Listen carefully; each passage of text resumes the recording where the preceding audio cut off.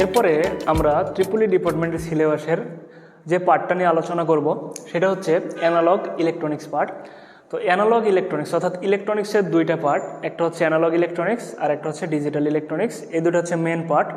এর মধ্যে আমরা অ্যানালগ ইলেকট্রনিক্সের সিলেবাস নিয়ে আলোচনা করব। তো এ পর্যায়ে দেখো যে অ্যানালগ ইলেকট্রনিক্সের যে টপিকসগুলো আমাদের চাকরির পরীক্ষার জন্য পড়তে হবে সেই টপিকসগুলো এখানে দেখানো হয়েছে। এখানে প্রথমে যে টপিক্সের কথা বলা হয়েছে সেটা হচ্ছে সেমিকন্ডাক্টর।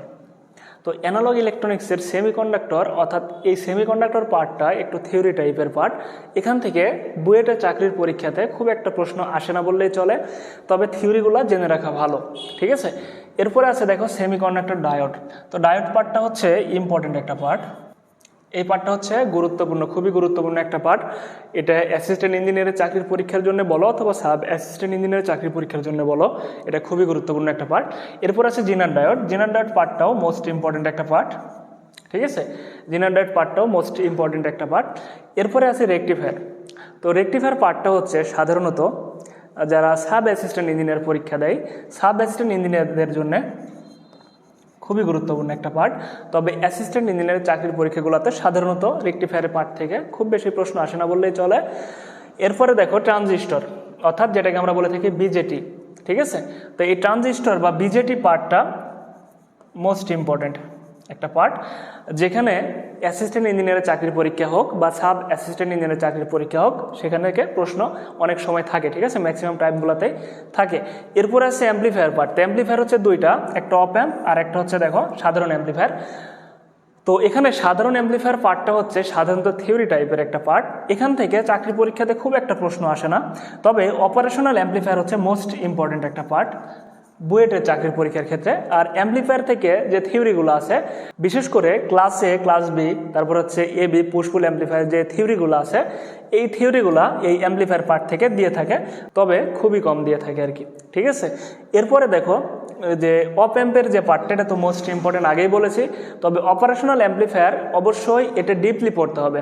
যদি কেউ সাব অ্যাসিস্ট্যান্ট ইঞ্জিনিয়ারের চাকরির পরীক্ষা দাও, তারা হচ্ছে অপারেশনাল অ্যাম্পলিফায়ার নর্মালি পড়লেই হবে। অপারেশনাল অ্যাম্পলিফায়ারের বেশি গভীরে যে পড়ার দরকার হবে না। তবে কেউ যদি অ্যাসিস্ট্যান্ট ইঞ্জিনিয়ারের চাকরির প্রস্তুতি নাও, অপারেশনাল অ্যাম্পলিফায়ার সাধারণগুলো তো লাগবেই, এটার গভীরে যেও পড়তে হবে, অর্থাৎ ডিপলি পড়াশোনা করতে হবে অপ অ্যাম্প নিয়ে। কারণ বুয়েট অপ অ্যাম্পের প্রশ্নগুলোতে যথেষ্ট পেঁচায়, যথেষ্ট ঘোরায়, ঠিক আছে। এই জন্য অবশ্যই অপ অ্যাম্প সম্পর্কে যথেষ্ট ধারণা রাখতে হবে। তবে কেউ যদি সাব অ্যাসিস্ট্যান্ট ইঞ্জিনিয়ারের চাকরির প্রস্তুতি নাও, তারা অপারেশনাল অ্যাম্পলিফায়ার হাই লেভেলের গভীরে যে পড়ার দরকার হবে না, নর্মাল অপারেশনাল অ্যাম্পলিফায়ার পড়লেই হবে। এরপরে আসি ফেট, ফিল্ড ইফেক্ট ট্রানজিস্টর, যেটা এই পার্টটাও ইম্পর্টেন্ট একটা পার্ট, ঠিক আছে। এটা সাব অ্যাসিস্ট্যান্ট বলো আর অ্যাসিস্ট্যান্ট ইঞ্জিনিয়ার বলো, এই দুটার জন্য ইম্পর্টেন্ট। যেমন এখানে বললাম কি ট্রানজিস্টর, এই দুটা পার্টের জন্য ইম্পর্টেন্ট। এখানে যেগুলো দেখাইছি রেকটিফায়ারটা হচ্ছে এসআই পার্টের জন্য মোস্ট ইম্পর্টেন্ট। আর এই পার্টগুলা টোটালি হচ্ছে এসআই, এই দুটা চাকরির প্রস্তুতির জন্যই মোস্ট ইম্পর্টেন্ট। এরপরে অপ অ্যাম্প যেটা আছে, অপ অ্যাম্প এসআই, এই দুটার জন্যই ইম্পর্টেন্ট। তবে যারা অ্যাসিস্ট্যান্ট ইঞ্জিনিয়ারের প্রিপারেশন নিচ্ছে তাদের গভীর থেকে পড়তে হবে, অনেক ডিপলি পড়তে হবে। আর ফেট এই পার্টটা এসআই, এই দুটার জন্য ইম্পর্টেন্ট। আর এই মসফেট যে পার্টটা আছে, এই মসফেট পার্টটা হচ্ছে অ্যাসিস্ট্যান্ট ইঞ্জিনিয়ারে যারা চাকরির প্রস্তুতি নিচ্ছ তাদের জন্য মোস্ট ইম্পর্টেন্ট। যারা এসআই নিচ্ছ এদের যে পড়তে হবে না আমি কিন্তু এটা বলি না, আমি বলছি কাদের জন্য মোস্ট ইম্পর্টেন্ট। আর যে অংশটা যারা এসআইয়ের প্রিপারেশন নিচ্ছে তাদের পড়তে হবে না, টোটালি বাদ দিতে হবে, সেগুলো সাইডে আমি যে এরকমভাবে লিখে দিয়েছি, ঠিক আছে। যে এই পার্টটা শুধুমাত্র অ্যাসিস্ট্যান্ট ইঞ্জিনিয়ারের চাকরির প্রস্তুতি যারা নেবে তাদের জন্য। আর যে পার্টগুলোতে লেখা নাই এগুলো এসআই এই সবার পড়তে হবে। তবে কোন পার্টটা কাদের জন্য বেশি ইম্পর্টেন্ট আমি সেগুলাই বলার চেষ্টা করতেছি। এরপরে দেখো ক্লিপিং অ্যান্ড ক্ল্যাম্পিং সার্কিট আছে, মোস্ট ইম্পর্টেন্ট, ভেরি ইম্পর্টেন্ট একটা পার্ট। সেটা হচ্ছে ক্লিপার অ্যান্ড ক্ল্যাম্পার সার্কিট, ঠিক আছে। বুয়েটে যে চাকরির পরীক্ষাগুলো হয়ে থাকে, এখানে দেখবা যে বিভিন্ন রকম ওয়েভ শেপ ইনপুটে দিয়ে থাকে, একটা সার্কিট দিয়ে থাকে, আউটপুট ওয়েভ শেপ অঙ্কন করতে বলে। এগুলো অহরহ চাকরির পরীক্ষাগুলোতে দিয়ে থাকে। বর্তমানে যে চাকরির পরীক্ষাগুলো হচ্ছে, এখানে অহরহ ক্লিপার ক্ল্যাম্পার সার্কিট থেকে প্রশ্ন এসে থাকে। এটা কিন্তু মোস্ট ইম্পর্টেন্ট একটা পার্ট, এটা অবশ্যই ভালোভাবে পড়াশোনা করতে হবে। এরপরে দেখো অসিলেটর মাল্টিভাইব্রেটর, এই দুটা পার্টে আসে। এই দুটো হচ্ছে থিওরি টাইপের পার্ট।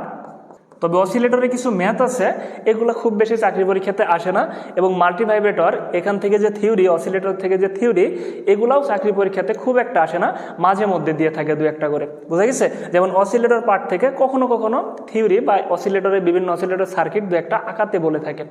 তো এইগুলা একটু লেস ইম্পর্টেন্ট পার্ট, আর এই পার্টগুলো হচ্ছে মোস্ট ইম্পর্টেন্ট পার্ট। কোথা থেকে? এই অ্যানালগ ইলেকট্রনিক্স থেকে।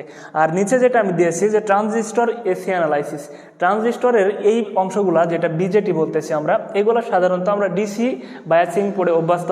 তো যেগুলো এসি অ্যানালাইসিস আছে, অর্থাৎ এসি বায়াসিং যেগুলো, এই পার্টগুলো পড়তে হবে। এগুলো হচ্ছে ইম্পর্টেন্ট পার্ট, কিন্তু শুধুমাত্র যারা অ্যাসিস্ট্যান্ট ইঞ্জিনিয়ারের চাকরির প্রস্তুতি নিবা তাদের জন্যই এসি অ্যানালাইসিসটা ইম্পর্টেন্ট আছে, ঠিক আছে? তো আশা করি বুঝতে পারছো যে অ্যানালগ ইলেকট্রনিক্স কোথা থেকে, মানে কোন পার্টগুলো বেশি ইম্পর্টেন্ট। এ পর্যায়ে আমরা যেটা দেখব যে অ্যানালগ ইলেকট্রনিক্সের এই পড়াশোনাগুলো আমরা কোথা থেকে করব। এর জন্য দেখো আমি কিছু রেফারেন্স বই দিয়ে দিয়েছি এখানে। প্রথমে যেটা আছে যে principal of electronics, V K Mehta, অর্থাৎ ভিকে মেহতার ইলেকট্রনিক্সের যে বইটা আছে, তোমরা যারা অ্যাসিস্ট্যান্ট ইঞ্জিনিয়ারের প্রিপারেশন নেবে, আমি আগেই বলছি তারা ইংলিশ রাইটারের বইগুলো ফলো করার চেষ্টা করবা।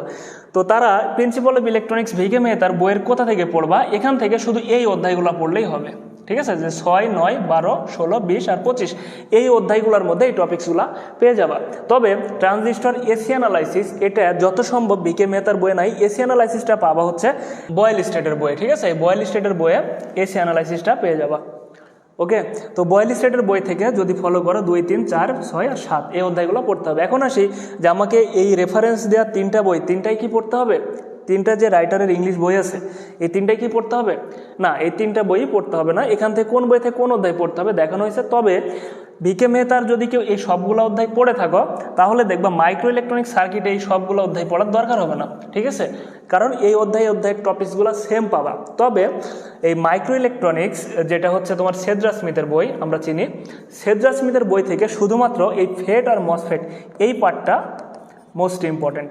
এটা তোমরা খাতায় নোট করে রাখতে পারো যে কেউ যদি সেদ্রা স্মিথের বই পড়ো, এখান থেকে এই ফেট এবং মসফেট এই দুইটা পার্ট মোস্ট ইম্পর্টেন্ট পার্ট। এরপরে আসি যে বয়েল স্টেটের বই। তো বয়েল স্টেটের বই থেকে শুধুমাত্র ট্রানজিস্টর এসি অ্যানালাইসিসটা পড়তে পারো, তাছাড়া দরকার হবে না।